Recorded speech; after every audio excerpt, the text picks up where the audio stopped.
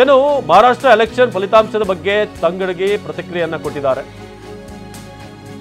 ಕೊಪ್ಪಳ ಜಿಲ್ಲೆ ಕಾರಟಗಿಯಲ್ಲಿ ಶಿವರಾಜ್ ತಂಗಡಗಿ ಹೇಳಿಕೆಯನ್ನ ಕೊಟ್ಟಿರುವುದು ಈ ವಿಚಾರಕ್ಕೆ ಸಂಬಂಧಪಟ್ಟ ಹಾಗೆ. ಅಂದ್ರೆ ಈಗಲೂ ನಮಗೆ EVM ಮಷೀನ್ ಮೇಲೆ ಅನುಮಾನ ಕಾಡ್ತಾ ಇದೆ. ಕಾಂಗ್ರೆಸ್ ಅನ್ನ ಲೋಕಸಭಾ ಚುನಾವಣೆಯಲ್ಲಿ ಜನ ಬೆಂಬಲಿಸಿದ್ರು, ಉಪಚುನಾವಣೆಯಲ್ಲಿ ಬೆಂಬಲಿಸಿದಂತೆ ಜನ ಕಾಂಗ್ರೆಸ್ ಪರ ಇದ್ರು. ಬಿಜೆಪಿ ಅವರಿಗೆ ಉಪಚುನಾವಣೆ ಅವರಿಗೆ ಅವಶ್ಯಕತೆ ಇರಲಿಲ್ಲ, ಹಾಗಾಗಿ EVM ಮಷೀನ್ ಷಡ್ಯಂತ್ರವನ್ನು ಈಗ ಮಾಡಿಲ್ಲ ಅಂತ ಅನ್ಸುತ್ತೆ ಅಂತ ತಂಗಡಿಗೆ ಹೇಳಿದ್ದಾರೆ. ಬೆಂಬಲಿಸಿದ್ದಾರೆ. ಇದೇ ರೀತಿ ಕಾಂಗ್ರೆಸ್ಸನ್ನು MP ಚುನಾವಣೆಯೊಳಗೂ ಬೆಂಬಲಿಸಿದ್ರು. ಆದರೆ ನಮ್ಗೆ ಈಗೂ ಮನಸ್ಸಿಗೆ ಮತ್ತು ಹೃದಯದ ಕಾಡ್ತಾ ಇರೋದು EVM ಮಷೀನ್ ಬಗ್ಗೆನೇ.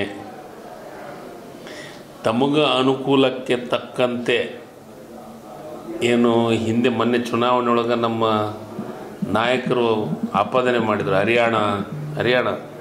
ಹರಿಯಾಣ ಚುನಾವಣೆಯೊಳಗೆ. ಈಗೂ ನಮ್ಗೆ ಅದು ಕಾಡ್ತಾ ಇದೆ. ಈ ಬೈ ಇಲೆಕ್ಷನ್ ಅವ್ರಿಗೆ ಅವಶ್ಯಕತೆ ಇಲ್ಲ ಅಂತ ಅಂಥವೆಲ್ಲ ಮಾಡೋಂಗಿಲ್ಲ ಅಂತ ನಾನು ತಿಳ್ಕೊಂಡಿದ್ದೀನಿ. ಜನರ ನಾಡಿ ಮಿಡಿತ ನಿಜವಾದ ಸತ್ಯದ ಇಲೆಕ್ಷನ್ ಅಂದರೆ ಅವರು ಮನಸ್ಸಿಗೆ ತಕ್ಕಂತೆ ಚುನಾವಣೆಯನ್ನು ಮಾಡ್ತಾರೆ. ಸೊ ಮಹಾರಾಷ್ಟ್ರ ಚುನಾವಣೆ ಸಂಬಂಧಪಟ್ಟ ಹಾಗೆ ಹರೀಶ್ ಹೆಚ್ಚಿನ ಮಾಹಿತಿಯನ್ನು ನೀಡ್ತಾರೆ ನೇರ ಸಂಪರ್ಕದಲ್ಲಿ. ಹರೀಶ್, ಈಗ ನಾವು ಗಮನಿಸ್ತಾ ಇದ್ದೀವಿ ಮಹಾರಾಷ್ಟ್ರದಲ್ಲಿ ಒಂದು ದೊಡ್ಡ ಲ್ಯಾಂಡ್ ಸ್ಲೈಡ್ ವಿಕ್ಟರಿ ಅಂತ ಹೇಳ್ಬೋದು, ದೊಡ್ಡ ಮಟ್ಟದ ಗೆಲುವನ್ನು ಮಹಾಯುತಿಗೆ ಕೊಟ್ಟಿದ್ದಾರೆ. ಸೊ ಈ ಒಂದು ಗೆಲುವು ಏನನ್ನ ಸೂಚಿಸುತ್ತೆ, ಜೊತೆಗೆ ಕಳೆದ ಒಂದಷ್ಟು 5 ವರ್ಷಗಳಲ್ಲಿ ಏನೇನಾಯಿತು ಮಹಾರಾಷ್ಟ್ರದಲ್ಲಿ, ನಂತರ ಜನ ಕೊಟ್ಟಿರುವಂಥ ತೀರ್ಪು ಒನ್ ಸೈಡೆಡ್ ಆಗಿ ಬಂದಿರುವಂಥ ತೀರ್ಪಿದು ಹರೀಶ್?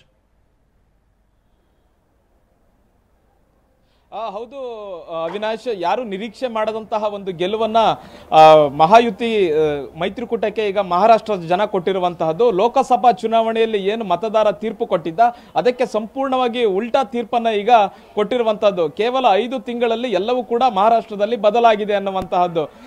ಮಹಾರಾಷ್ಟ್ರ ಲೋಕಸಭಾ ಚುನಾವಣೆಯಲ್ಲಿ 48 ಕ್ಷೇತ್ರಗಳ ಪೈಕಿ 31 ಸ್ಥಾನಗಳನ್ನ ಇದೇ ಮಹಾವಿಕಾಸ್ ಅಘಾಡಿಗೆ ಮಹಾರಾಷ್ಟ್ರದ ಜನತೆ ಕೊಟ್ಟಿದ್ರು.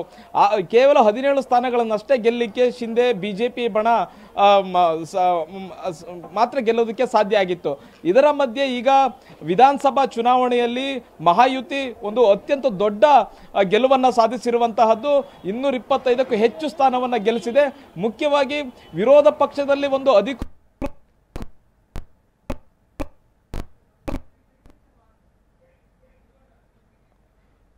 ಹರೀಶ್ ಮಾಹಿತಿಯನ್ನು ನೀಡ್ತಾ ಇದ್ರು. ಇದು